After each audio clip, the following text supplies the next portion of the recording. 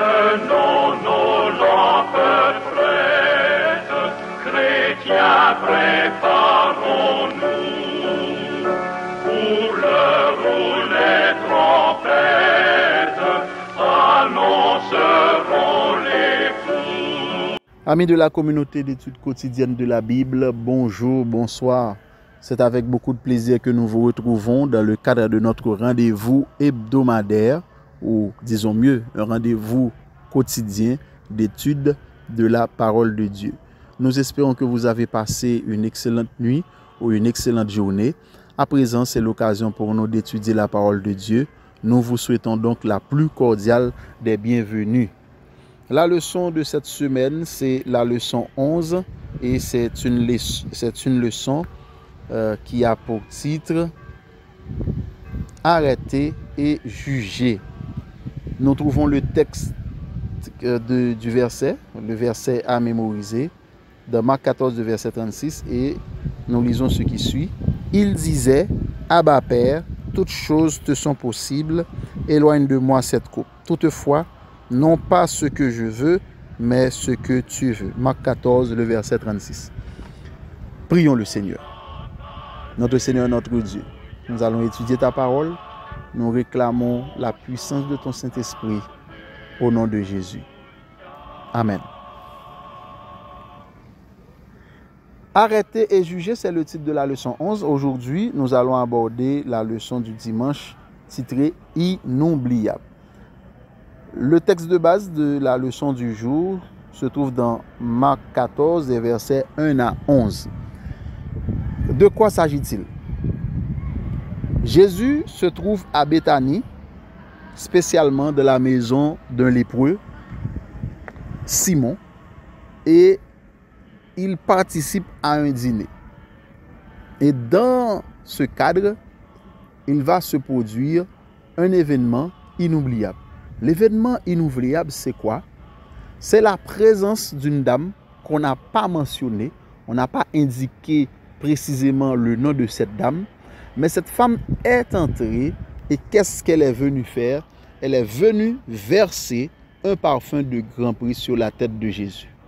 Parfum de grand prix qu'on a évalué à l'époque à environ 300 deniers. Ce qui a suscité l'irritation, la consternation chez les témoins, les chefs religieux, les scribes, mais également chez Judas Iscario, Judas, disciple de Jésus. Donc toutes ces personnes ont estimé que la dame n'a pas été économiste, ou disons mieux, elle n'a pas été économe. Ce qu'elle a fait, verser ce parfum de grand prix sur la tête de Jésus, c'était du gaspillage. Et Jésus s'est interposé pour dire à ses détracteurs, pour dire à ses médisants, que ce que la femme est en train de faire est très très bon. Elle est en train de faire une bonne action, car ce parfum me prépare pour ma sépulture. Nous verrons plus loin que Jésus n'a pas eu la chance d'être embaumé, malheureusement. Nous fermons cette parenthèse. Mais le contraste dans cette histoire, c'est que au moment où cette dame verse sur la tête de Jésus un parfum de grand prix, de leur côté, les chefs religieux sont en train d'ourdir leur complot pour faire tomber Jésus, pour faire périr Jésus. Et périr et tomber, dans ce cas, a le sens de faire mourir. Ils veulent la mort de Jésus.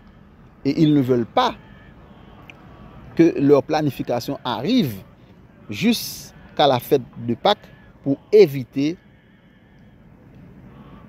l'effroi, pour éviter la révolte de la population contre eux. Mais ce qui va attirer surtout notre attention, c'est que pendant que cette femme est en train de verser le parfum de grand prix sur la tête de Jésus, il y a de notre côté Judas qui planifie de son côté comment livrer Jésus. Et il a été contacté les chefs religieux et on lui avait déjà promis une somme d'argent pour le fameux complot qu'il planifie de connivence avec les chefs religieux. D'où le moment où vous et moi, nous allons essayer de tirer quel est le message que nous devons retenir à travers ces deux histoires.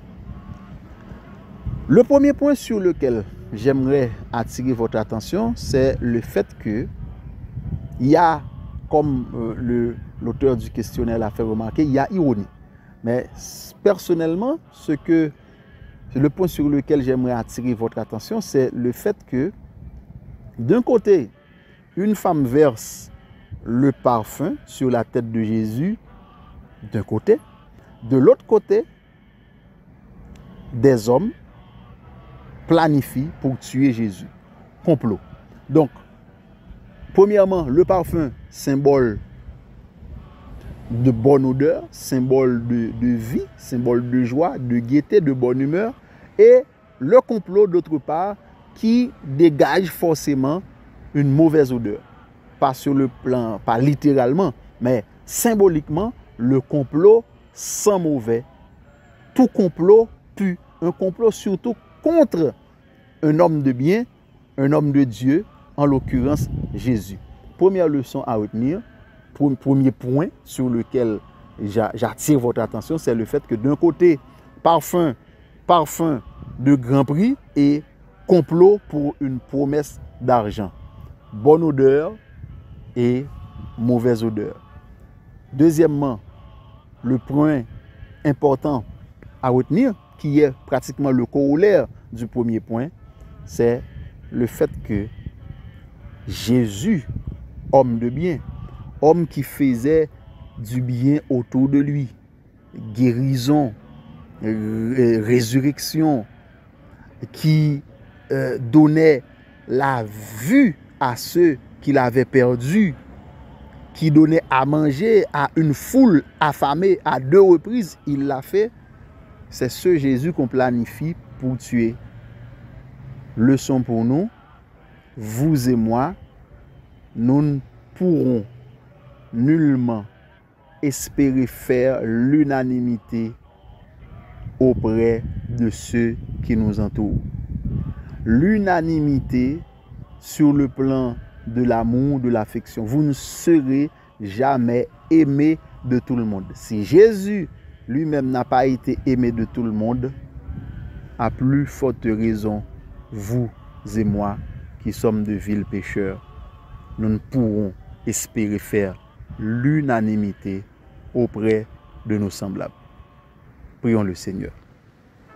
Notre Seigneur, notre Dieu, merci pour tes bienfaits envers nous. Merci de nous avoir permis d'étudier cette parole. Permets qu'elle puisse nous pénétrer et donne-nous la force de la pratiquer. Au nom de Jésus. Amen.